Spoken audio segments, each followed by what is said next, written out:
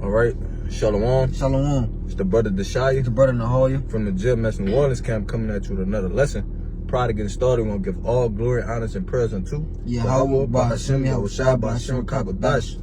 Double honors to the apostles and elders of Great Millstone. Peace, blessings, and salutations to the whole for elect.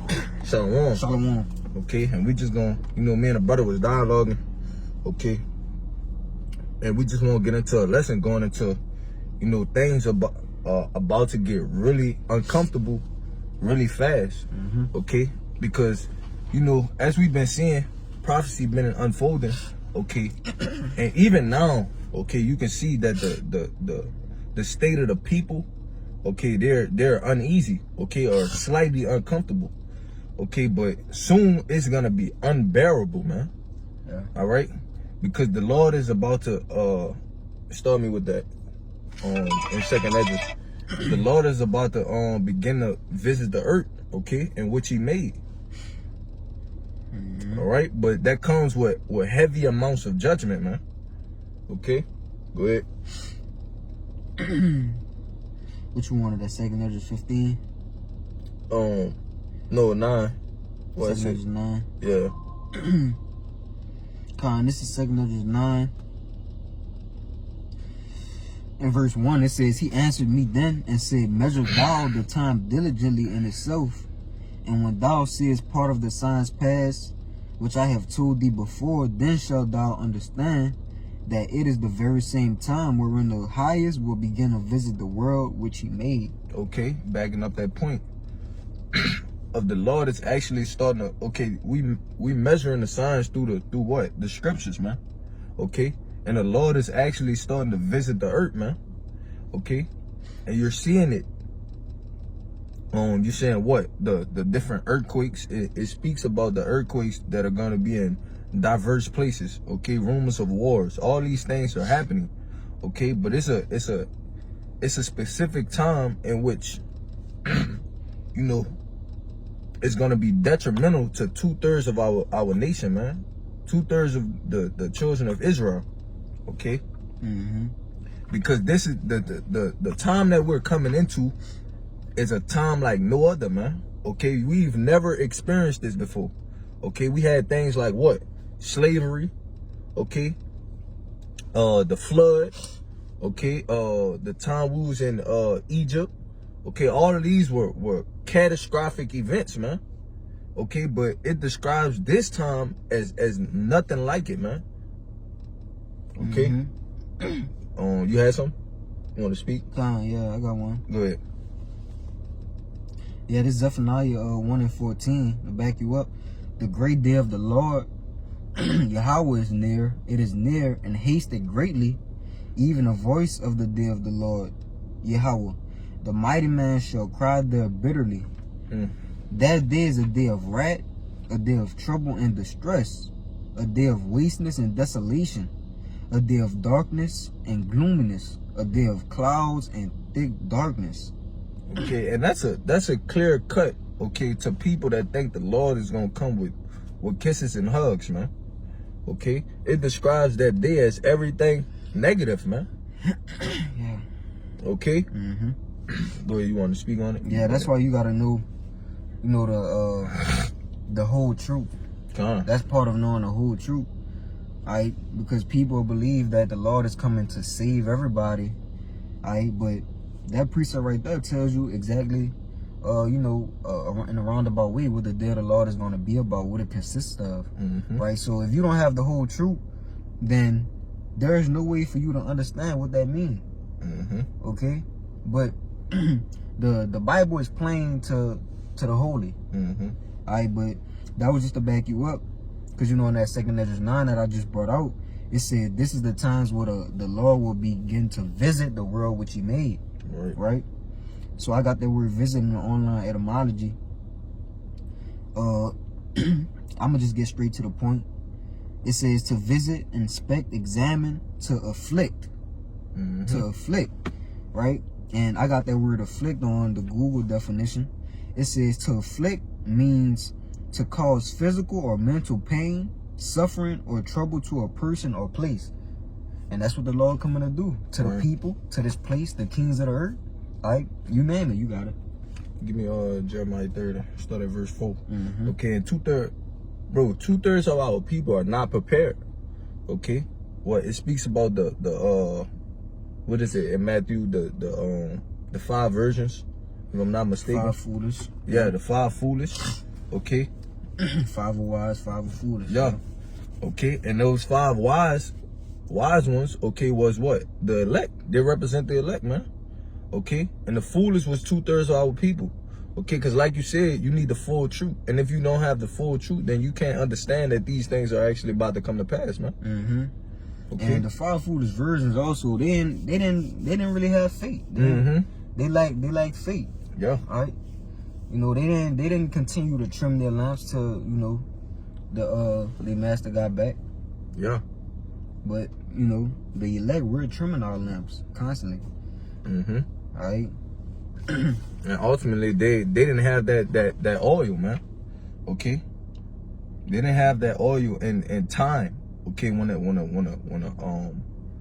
the husband came, okay, and they were supposed to be ready, okay, with their lamps and their oil, but 5 of them were foolish and they didn't have it, man. Okay. But go ahead in that Jeremiah. Jeremiah 30:4. It says, "And these are the words that the Lord speak concerning Israel and concerning Judah." Okay, and who is that? That's what the northern and the southern kingdom.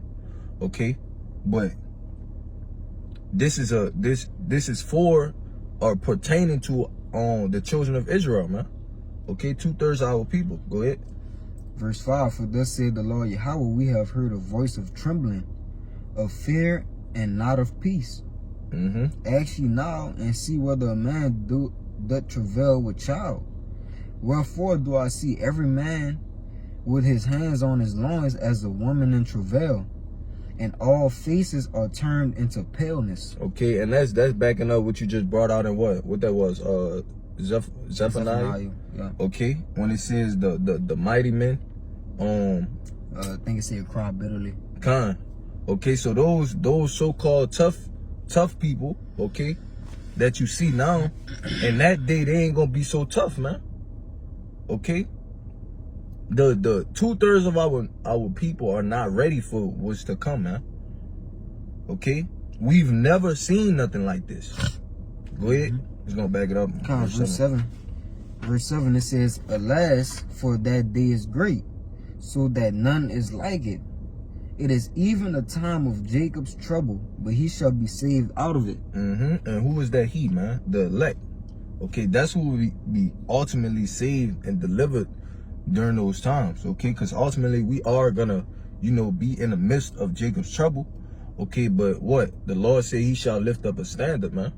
Okay, so he's gonna make a way for those that follow the ways of Yahweh B'Shem Yahushua, man. If you be at that number. Okay. But it says it is even the times of Jacob's trouble, man, which really that's for 2/3 of our nation, man. Okay, they're gonna actually feel the effects of Jacob's trouble, man. Okay, when it speaks about the in the Amos, where a man did flee from a lion and met a bear. Okay, all of these things are actually gonna come to pass on 2/3 of our nation, man. Yeah, anguish and distress. Good. You want to say something? No, I just got it, bro. Get the second Ezra 15. Fine. This is second Ezra 15. Where you want me to start at? Let me see. You kind of jump around in there a little bit. Go to 5. 15:5. Yeah.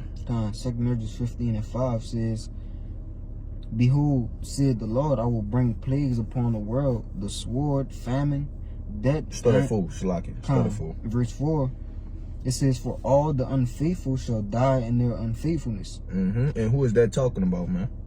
Okay, 2/3 of our nation is unfaithful. Okay, as you just brought out, okay, those foolish, they didn't have the faith, man. Okay, and 2/3 of our people ain't gonna have the faith in that day. So it says what? For all the unfaithful shall die in their unfaithfulness, man. That's why it speaks about what? They shall know it after death by pain, man. Okay, go ahead. Yep. Verse 5, behold, said the Lord, I will bring plagues upon the world, the sword, famine, death, and destruction. So now, on that famine, right? Because that's a heavy judgment, man. Okay, because it's stages, man, to starvation. Okay, it slowly start. I forgot like the stages that you go through. Okay, but it's very, very painful. A very painful way to die, man. Yep. Okay. Yeah, even the scriptures speak about how it's better for the to be put to death than to die of starvation, to die of hunger. Yeah, it's way more painful, right? But people are gonna be starving. People are gonna be dying from starvation, eating their children, right? Eating things that they would have never ate if the circumstances was different. Yeah, that's how crazy the Lord is gonna have it. Like the scripture says, it's a time like never, a day like never before, right? Like never seen before, right? It's more than it's gonna be a famine of the word. Yeah, that's not the only famine. It's gonna be a famine of food, right? It's gonna be a famine of everything. Yeah, the Lord said, "What? I will send a famine, not of bread, okay, but of hearing the word, man." Right. Okay, and that's the beginning. Okay, once the prophets are put up, that's when you know it's all hell about to break loose, man. Okay, because the warning is gone. Once they stop warning, it's action after that. Get in that song for me, where it says it's time for the Lord to work. Okay, because the Lord is gonna cleave the prophet's tongue to the roof, man. Okay, and He's gonna cause us not to speak anymore, man, or not to warn our people no more, man. Okay, and you can't get it after that. That's it. Go ahead. Psalms 119:26. It is time for thee. 126. 119 and 126. It is time for thee, Lord, to work, for they have made void thy law. So it's gonna be time. In that day, man, it's time for the Lord to do it's action after that. He didn't talk enough, man. Okay, the warning has been going out for years upon years upon years, man. Okay, so it's gonna get to the point where the Lord don't want to talk about it no more, man. Yep. It was already a scary thing for the prophets to even come on the scene. Yeah. So even before they stopped talking, you are nearing the day of calamity, destruction, right? So how much more when they stop talking? Because when they stop talking, that's when it's really about to go down. And how prophecy and how things are moving, we about to stop talking. It's YouTube, all these different platforms or whatever like that, is censoring us over time, more and more and more and more and more. It's about to get to the time where we gotta stop talking. All right. So the day is upon us. All right. That day of wrath, affliction. All right. It's coming soon. The Lord is about to work. What you gotta do? You have something else? Yeah, just to back up that point of what you said. Okay, because it's already, like you said, a scary thing when the prophets, okay, step out on the scene, right? Because we had different accounts. Okay, for example, in the book of Samuel, if I'm not mistaken, right? Well, he approached the elders, okay, and they asked him, "What does thou come peaceably?" Okay, because they understand when the prophets when the prophets come out to prophesy, okay, it's always destruction after that. Okay, it's warning, then destruction. Okay, so like the brother said, once the prophets came out again, that's when the light bulb should have clicked. Like, oh no, it's time. Like, we have to hearken. Okay, but 2/3 of our people are not gonna do so, man. Okay, ultimately because they're slated for destruction. Okay, what you had something else? Nah, that was it. That was all I had. All right, you can finish out in that second Edges 15, and then we can get out of here. Jump down to 14.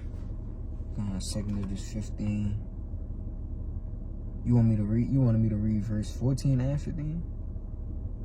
Yeah. Second Edges 15 and 14. Woe to the world and them that dwell therein. And what is woe, man? Woe means destruction. Okay, go ahead. Verse 15, for the sword and the destruction draweth nigh, and one people shall stand up and fight against another, and swords in their hands. You can read 16 too. Verse 16, for there shall be sedition among men, and invading one another. They shall not regard their kings nor princes, and the course of their actions shall stand in their power. Okay, this is an example, okay, of how chaotic it's gonna be, man. Okay, when everything pops off. It says what? They shall not regard their king nor princess, man. Okay, this is why brothers always make the point of what? The police is gonna need the police, man. Okay? These people are not gonna be governed by laws, man. Okay? Yeah, ain't nobody gonna be trying to fight crime in that day. Yeah. Everybody gonna be, it's gonna be you or me in that day, man. That's it. Okay? That's why it speaks about what? Because iniquity should abound, the love of many shall wax cold, man. Okay? You're gonna have different family members, or your neighbors you might have been cool with. They're gonna what? Overtake you because for the need of bread, man. The lack of bread. Okay? Yep. Yeah, when you go into that too, I think that cold, you know, in that scripture. Wax cold. Go in this cycle. Cycle. Yep. So people gonna be losing their everlasting mind. Yeah. Whatever you think couldn't be done, whatever you never thought about, that's what people gonna be doing. Yeah, the worst of the worst. You spoke on it earlier, man. People don't really consider what? Something like cannibalism actually being a thing. Okay, people actually doing that, but that's gonna be a real thing, man. Okay, when nobody can get to food, okay, when the stores are empty, man, ramshack, okay, and nobody can get to their daily needs, man. Okay, we saw people wild out even for the past situation, the C-19. Yeah, the C-19, man. Okay, when people couldn't come out their house, they were losing their mind, man. People was crashing out. It was crashing out. But that was on a low level. The Lord said this is a time like never before. So you can only imagine what that foretells, man. Okay? So that's why we just, you know, we have to keep that faith, bro. Okay, because the Lord is the only way we get out of that. Okay? You got anything else? Nah, that was it. Yeah, that was pretty much the point. Okay, hopefully this lesson was edifying and straight to the point. Before we get out of here, we're gonna give all glory, honors, and praise unto Yahweh. Double honors to the apostles and elders of Great Millstone. Peace, blessings, and salutations to those for elect. Shalom. Shalom.